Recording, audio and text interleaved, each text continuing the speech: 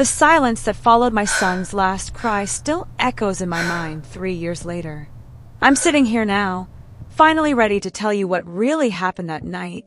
The night I discovered that sometimes the monsters we fear most are the ones who tuck us in at bedtime and tell us they love us. My name is Sarah, and this is the story of how I learned that blood doesn't always mean family, and how a promise broken saved my life. It was October 15th, 2021. The rain hammered against our windows like desperate fingers trying to get in. My husband Michael was putting our 2-year-old son Tommy to bed while I cleaned up dinner. Everything seemed normal. But in our house, normal was just a mask we wore to hide the growing cracks underneath. You see, my father had been living with us for 6 months. Dad, or Frank as I sometimes call him now, had nowhere else to go after losing his job and apartment. At 62, he seemed like a broken man who just needed his family's support. Michael wasn't thrilled about it, but family is family, right? At least, that's what I kept telling myself every time I caught Dad staring at Tommy with those cold, empty eyes. The first sign something was wrong came 3 weeks after Dad moved in. I found him standing in Tommy's room at 2 a.m., just watching our son sleep. When I asked what he was doing, he smiled, but it wasn't the warm smile I remembered from childhood. It was something else entirely. Just checking on my grandson, he said, making sure he's breathing properly. You know how fragile they are at this age. I should have trusted my instincts then. But this was my father, the man who taught me to ride a bike, who scared away the monsters under my bed, who walked me down the aisle at my wedding. How could I suspect him of anything sinister? The second incident happened a month later. I came home from work early and found Dad in the basement, sharpening a collection of knives I'd never seen before. When he noticed me watching, he calmly explained that he'd found them in a garage sale and thought they might be useful for cooking. You can never have too many good knives, he said, testing the blade's sharpness against his thumb. A drop of blood appeared, and he smiled at it like it was a long-lost friend. Michael started working late more often after that. At the time, I thought he was just trying to avoid the tension in the house. I didn't realize he was researching my father's past, making phone calls to relatives I hadn't spoken to in years, trying to piece together a puzzle I didn't even know existed. The evening of October 15th started like any other. Dad helped me cook dinner, beef stew, Tommy's favorite, even though he barely ate solid food yet. Dad seemed unusually cheerful, humming old songs and telling stories about my childhood. Remember when you were Tommy's age? He asked, cutting vegetables with one of those new knives. You were such a curious little thing, always getting into places you shouldn't have been. I remember, I said, though something about his tone made my skin crawl. Curiosity killed the cat, you know, he continued, never taking his eyes off the knife. But satisfaction brought it back. That's the part people always forget. After dinner, Michael seemed agitated. He kept checking his phone, glancing toward the stairs, watching Dad with barely concealed suspicion. When Dad offered to help with Tommy's bedtime routine, Michael's jaw tightened. I've got it, he said firmly. Sarah, could you start cleaning up? That's when I noticed Dad's expression change. For just a moment, his mask slipped, and I saw something dark and predatory in his eyes. But it was gone so quickly I convinced myself I'd imagined it. Michael carried Tommy upstairs, and I could hear him singing softly, a lullaby his own father used to sing to him. The sound drifted down like a gentle blessing, and for a moment, everything felt safe again. I was loading the dishwasher when I heard Michael's footsteps on the stairs. But they were wrong somehow. Too quick, too urgent. Sarah, he called, his voice tight with something I couldn't identify. Can you come here? Now. I found him standing in the hallway outside Tommy's room, his face pale as death. His hands were shaking, something I'd never seen before, not even when Tommy was born 2 months premature and spent 3 weeks in the NICU. What's wrong? I whispered. He grabbed my shoulders, his grip almost painful. Listen to me, very carefully. We need to leave. Right now. Pack nothing. Just grab Tommy and we go. Michael, you're scaring me. What? Don't ask questions. Please. His eyes were darting toward Dad's room at the end of the hall. Just trust me. We leave now, and we never come back. That's when I heard it. Tommy's soft crying had stopped. Completely. The house was dead, silent except for the rain, and the sound of my own heartbeat thundering in my ears. Where's Tommy? I asked, my voice barely a whisper. Michael's face crumpled. Sarah, promise me something. Whatever happens, whatever you hear or think you see, don't look back. Promise me.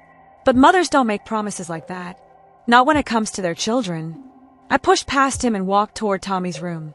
Each step felt like I was walking through thick mud, like my subconscious was screaming at me to stop, to listen to Michael, to run.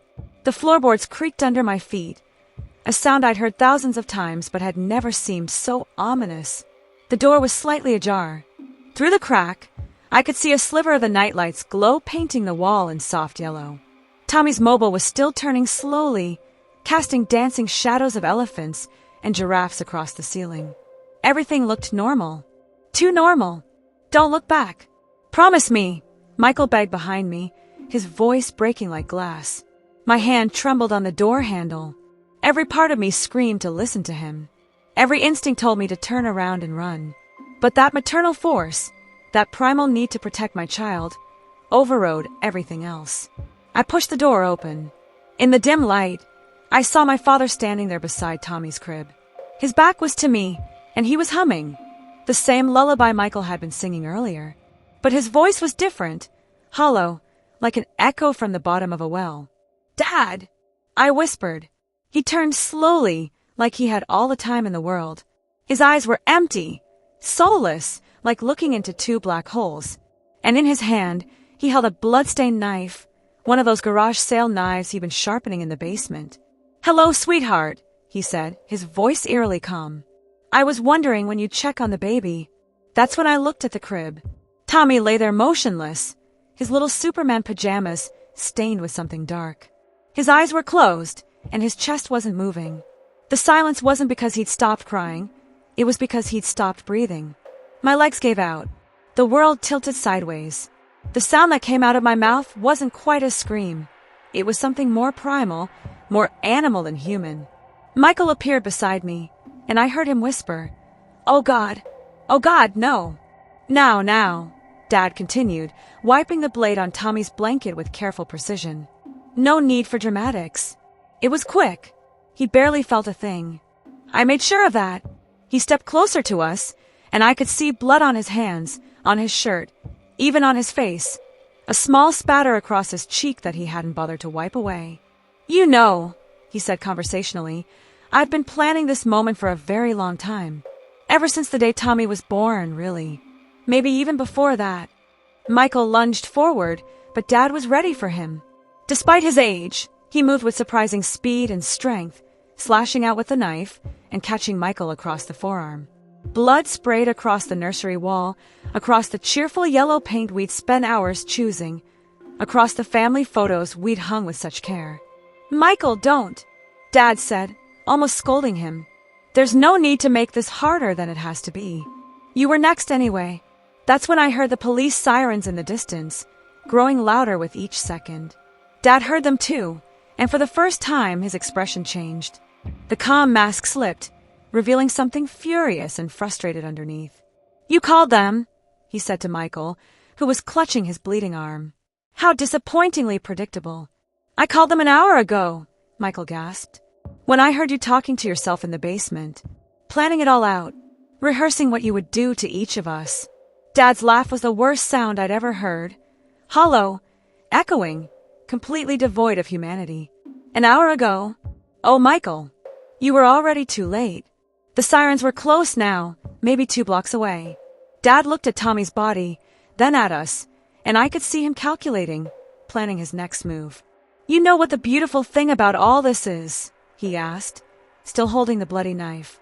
"I've been doing this for 30 years. 30 years, Sarah. And you never suspected a thing." The front door crashed open downstairs. Heavy footsteps pounded up the stairs. But Dad just kept talking, like he had all the time in the world. "Your cousin Emma didn't drown, sweetheart. I held her under until she stopped struggling. Your Uncle Robert didn't have a heart attack. I helped him along with a little digitalis in his coffee. That neighbor boy who went missing when you were 12?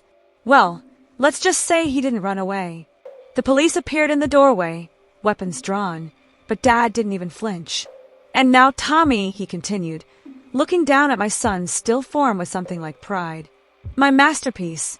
The perfect victim. Innocent. Helpless. Beloved. His death will destroy you both in ways you can't even imagine yet. That's when Detective Maria Santos stepped forward. She was a small woman, but her voice carried absolute authority. Frank Mitchell, you're under arrest for the murder of Thomas Henderson and the suspected murders of Emma Mitchell, Robert Mitchell, and Kevin Hartley. Dad smiled at her, that same cold, empty smile. Suspected murders? Detective, I think you'll find I've been much busier than you realize. The next few hours passed in a blur of questions, statements, and forensic teams swarming through our home. They found Tommy's blood on Dad's clothes, under his fingernails, even in his hair. They found the knife collection in the basement, each blade carefully cleaned and sharpened. They found journals, dozens of them, hidden in his bedroom, documenting years of fantasies, plans, and executed murders. But the most damning evidence was the recording device they found in his shirt pocket. It was still running when they arrested him, and it had captured everything. His confession, his boasting, his complete lack of remorse. Detective Santos sat with me in our living room, surrounded by crime scene tape and evidence markers. She was gentle but thorough, asking questions I could barely answer through my shock and grief. Mrs. Henderson, she said, I need you to understand something. Your father has been on our radar for years. We've suspected him in connection with at least a dozen missing persons cases across 3 states. 12. The number hit me like a physical blow. Missing children, mostly. A pattern of disappearances that seemed to follow wherever your father lived or worked. We could never prove anything.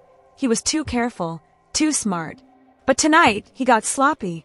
Michael was in the hospital getting his arm stitched up, but he'd already given his full statement. He told them about Dad's late-night visits to Tommy's room, about finding him sharpening knives in the basement, about the phone calls he'd been making to track down Dad's former neighbors and coworkers. Your husband may have saved other lives tonight, Detective Santos continued. If your father had succeeded in killing all of you, he would have disappeared again. Found another family, another identity, another hunting ground. The trial began 8 months later. By then, the case had become a media sensation. The press called Dad the family man killer and the grandfather murderer. They camped outside our temporary apartment, shouted questions at me when I went to Tommy's grave, turned our tragedy into entertainment for millions of strangers. But I attended every day of that trial. I needed to hear it all, to understand the full scope of what my father had done, to honor Tommy's memory by being present for the pursuit of justice. The prosecutor, a fierce woman named Amanda Cross, methodically laid out the evidence. Dad's journals, which detailed not just his crimes but his fantasies about future victims. DNA evidence connecting him to 4 additional murders. Testimonies from survivors who had escaped his attempts to kill them. One of those survivors was my own mother.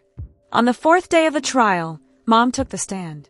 She looked older than her 60 years, broken by revelations that had shattered her understanding of her entire adult life. I thought I was going crazy, she testified, her voice shaking. For years, I thought I was losing my mind. Frank would put things in my food, in my drinks. I'd get dizzy, disoriented. Sometimes I'd black out completely. The doctors couldn't find anything wrong with me. The prosecutor showed her evidence bags containing bottles of various medications and poisons found in Dad's possession. He was slowly poisoning me, Mom continued, testing different substances, different dosages. If Sarah hadn't been born when she was, if I hadn't gotten pregnant and started eating more carefully, watching my health more closely, he would have killed me too. Dad sat through all of his testimony with the same calm expression, occasionally taking notes like he was attending a lecture rather than his own murder trial. The only time his composure cracked was when they played the recording from the night Tommy died. Hearing his own voice boasting about 30 years of murder, listening to himself describe Tommy as his masterpiece, for the first time, I saw something like shame cross his features. But it was gone in an instant, replaced by that familiar empty stare. The defense tried to argue insanity, but the prosecution's psychiatric expert demolished that theory. Dr. Jennifer Walsh, a forensic psychiatrist with 30 years of experience, explained that Dad was a textbook psychopath who had spent decades perfecting his mask of normalcy. Frank Mitchell is not insane, she testified. He's a calculated predator who understood exactly what he was doing and chose to do it anyway. His journals show clear evidence of planning, of understanding right from wrong, of deliberately manipulating those around him to achieve his goals. The most chilling part of her testimony came when she read from Dad's journals. Entries dating back to when I was born. Baby Sarah arrived today. She's perfect, small, vulnerable, completely dependent on us. Margaret is so happy, so proud. She has no idea that I'm already planning how this child will suffer. Not now, of course. I'll wait. I'll be the perfect father, the loving grandfather.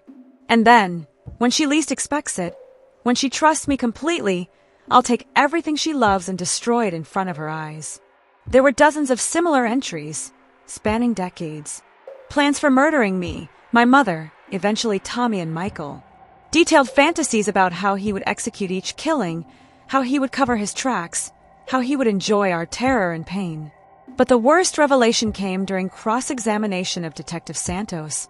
She revealed that they had found evidence of at least 16 additional victims, children and adults who had disappeared in areas where Dad had lived or worked. The investigation was ongoing, but the evidence was mounting. Your father, she said, looking directly at me, may be one of the most prolific serial killers in modern history.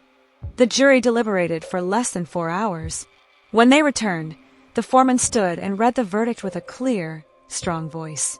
On the count of first-degree murder and the death of Thomas Henderson, we find the defendant guilty. On the count of attempted murder of Michael Henderson, we find the defendant guilty. On the count of attempted murder of Sarah Henderson, we find the defendant guilty.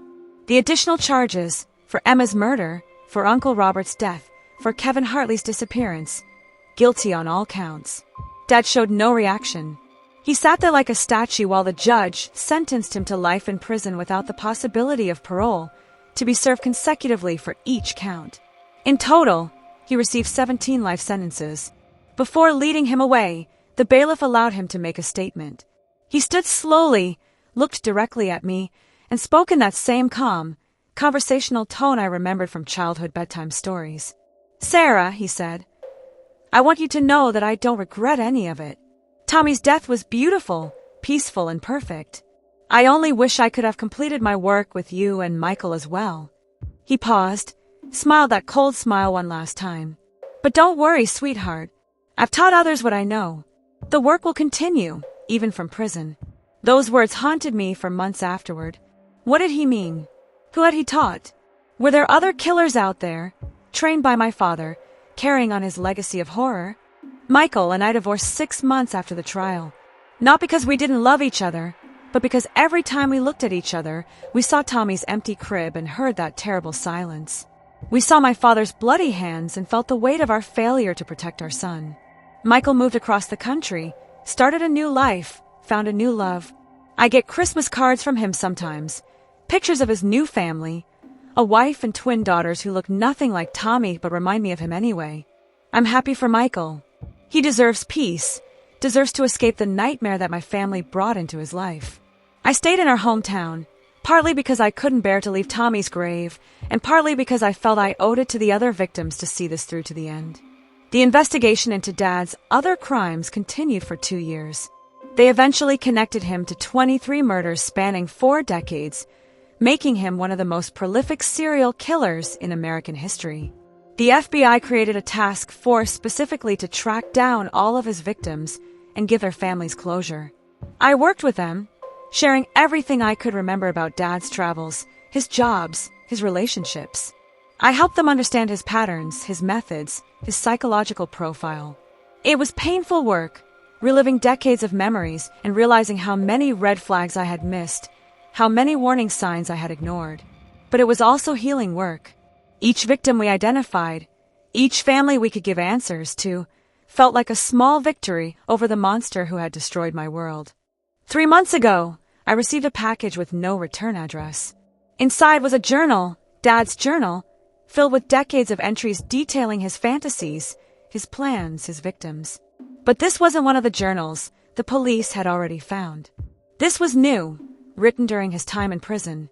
The pages were filled with his reflections on his crimes, his pride in his accomplishments, his frustration at being caught. But the final entries were different, more urgent, more angry. "The fools think they've stopped me," he wrote. "They think prison walls can contain what I am. But I've had visitors, students, admirers. I've shared my knowledge, my techniques, my philosophy. The work will continue." The final entry was dated just 1 week before I received the package. "Sarah will understand soon enough. My masterpiece wasn't Tommy's death. It was creating a legacy that will outlast me. She thinks the story ends with my capture, but she's wrong. It's only the beginning." I immediately contacted Detective Santos, who was now retired but still consulting on Dad's case. She took the journal seriously, launching an investigation into Dad's prison communications, his visitors, anyone who might have been receiving instruction from him. What they found was worse than I could have imagined. Dad had been corresponding with dozens of people, mostly young men who were fascinated by his crimes and wanted to learn from him. He had been giving them detailed advice on how to select victims, how to avoid detection, how to psychologically manipulate their targets. 3 of these correspondents had already acted on his teachings. 2 murders in Ohio, 1 in Texas, another attempted murder in Florida, all bearing Dad's signature methods and psychological profile. But the FBI task force was ready for them. Using Dad's own letters as evidence, they were able to track down and arrest his students before they could claim more victims. The knowledge that Dad had tried to train others to continue his work was horrifying, but knowing that we had stopped them felt like the justice Tommy deserved. As I write this, Dad is still alive in maximum security, though his health is declining. The other inmates don't appreciate child killers, even in protective custody, and he's had several accidents that have left him weaker and more isolated. His students are all in prison now, their killing sprees cut short by the very evidence he provided them. The FBI continues to monitor his communications, though he's allowed very limited contact with the outside world now. But here's what he didn't count on. He didn't break me. He thought he was creating his masterpiece, thought Tommy's death would destroy Michael and me completely. Instead, it transformed us into something he never expected: advocates for justice, voices for the voiceless, people who refuse to let evil win. Because of that journal, 7 additional families finally got closure. Because of his arrogance in documenting everything, dozens of cold cases were solved. His need to claim credit for his work became the very thing that ensured his victims would never be forgotten. I visit Tommy's grave every Sunday. It's a small cemetery on the edge of town, peaceful and quiet, with old oak trees that provide shade and shelter. His headstone is simple: Thomas Michael Henderson, beloved son. His light lives on. I tell him about my new life, about the therapy that's slowly helping me rebuild, about the victim advocacy work I do now. I run a support group for families of murder victims, and I work with the FBI's Behavioral Analysis Unit, helping them understand the psychology of family annihilators like my father. I tell Tommy about the letters I receive from other survivors, people who have found hope in our story. I tell him about the scholarship fund we started in his name, helping families affected by violent crime get the counseling and support they need. And I make him a promise I can keep. His father and I may have failed to protect him that night, but we won't fail to honor his memory by helping other families find the truth they deserve. Last month, I testified before Congress about the need for better mental health resources for violent crime survivors.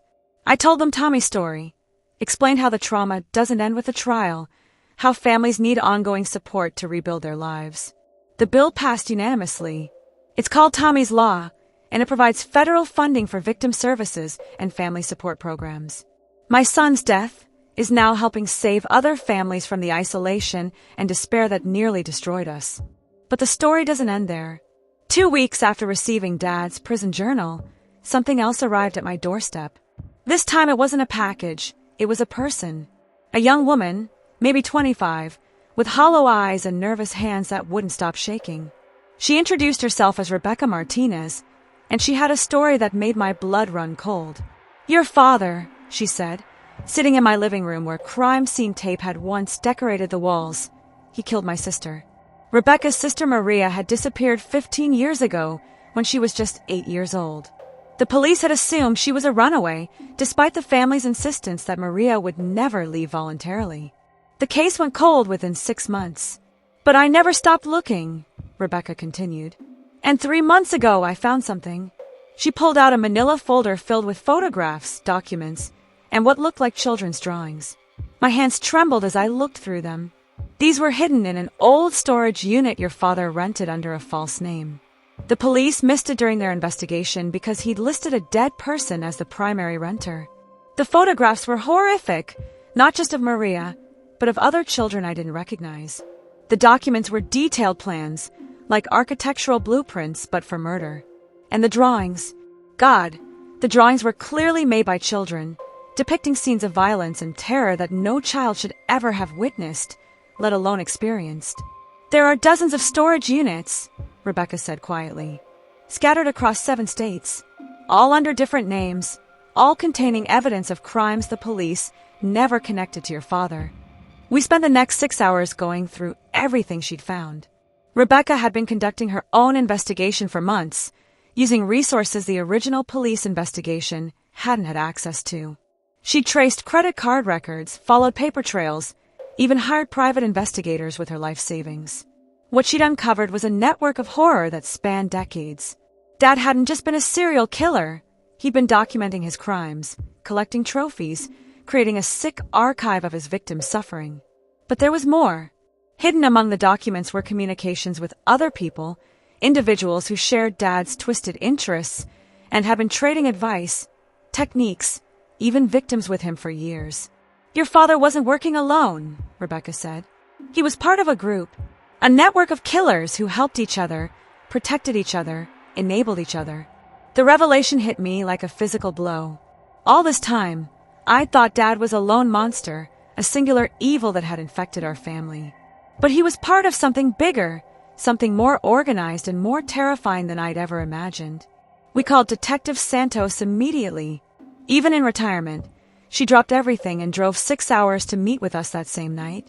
When she saw the evidence Rebecca had gathered, her face went pale. "This changes everything," she said. "If there's a network, if there are others still active." The FBI task force was reconvened within 48 hours. They executed search warrants on all the storage units Rebecca had identified, and what they found was beyond anyone's worst nightmares. Evidence of 63 additional murders. Photographs and videos of torture that I pray I never have to see. And most chilling of all, a detailed organizational structure showing how this network of killers operated, communicated, and protected each other. They called it the family, a sick joke, considering how many actual families they had destroyed.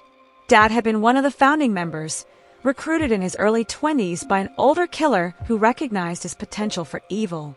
The investigation that followed was the largest serial killer case in FBI history. It involved agents from 12 field offices, required cooperation from law enforcement in 15 countries, and ultimately led to the arrest of 27 active members of the family. I became more than just a victim's family member. I became a key witness, helping agents understand the psychology of these killers, the way they thought, the way they selected and groomed their victims. But the most shocking discovery came when they analyzed Dad's communications with the group's leader, a man they called the Father, who had been operating for over 40 years without ever being caught. The Father turned out to be someone I knew. Dr. William Chun had been our family pediatrician for my entire childhood. He was the man who gave me vaccines, who treated my childhood ear infections, who recommended specialists when I broke my arm at age 9. He had delivered Tommy, had been the first person other than Michael and me to hold our son. And he had been training my father in the art of murder for over 30 years. The realization that this man had access to hundreds of children, that he had used his position as a trusted medical professional to identify vulnerable victims, made me physically sick. But it also explained so much about Dad's methods, his knowledge of anatomy, his ability to kill quickly and efficiently. Dr. Chun had been using his medical practice as a hunting ground, selecting children from troubled families, families who might not report disappearances immediately or whose reports might not be taken seriously by authorities. When they searched his home and office, they found a basement chamber that looked like a twisted operating room. Medical equipment, restraints, recording devices, and evidence of dozens of victims who had been tortured and killed over the decades. But Dr. Chun had made one crucial mistake. In his arrogance, he had kept detailed medical records of his victims, not their real names, but their physical characteristics, their injuries, their responses to different forms of torture. It was a sick research project that he had been conducting for decades. Those records became the key to identifying victims across multiple states, giving families closure they had never expected to receive, and ensuring that Dr. Chun and his network would never harm another child. The arrest of the family made international headlines. The scope of their crimes, the duration of their operations, and the sheer number of victims involved shocked the world. But for me, it was personal. It was justice for Tommy, for all the children who had suffered, for all the families who had been destroyed by these monsters. Sometimes evil wears the face of someone we love. Sometimes the monsters are the ones who kiss us goodnight and read us bedtime stories and teach us to ride bikes. Sometimes the people we trust most are the ones planning our destruction. And sometimes evil is bigger than we can imagine.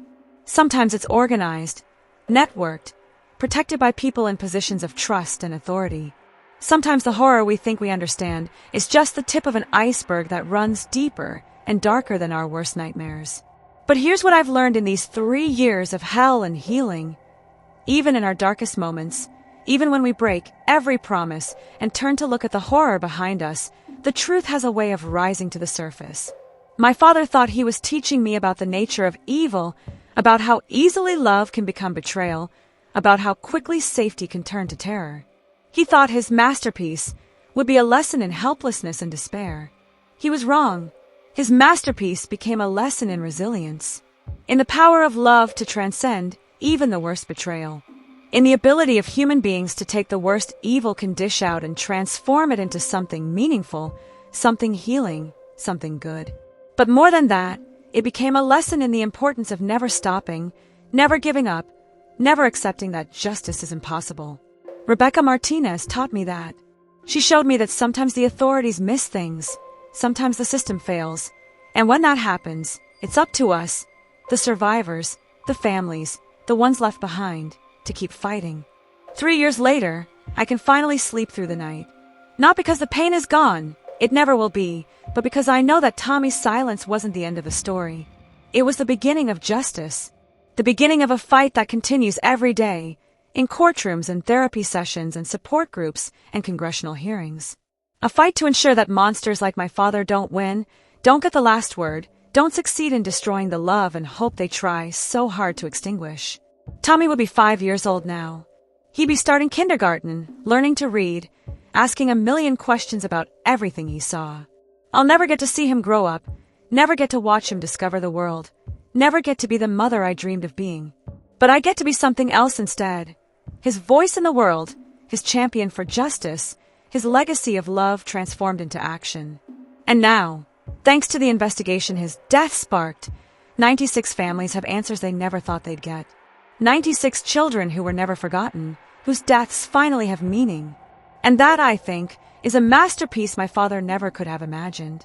If this story moved you, please like this video and subscribe for more true crime stories. Share your thoughts in the comments below. I read every single one, and your support means everything to me as I continue honoring Tommy's memory.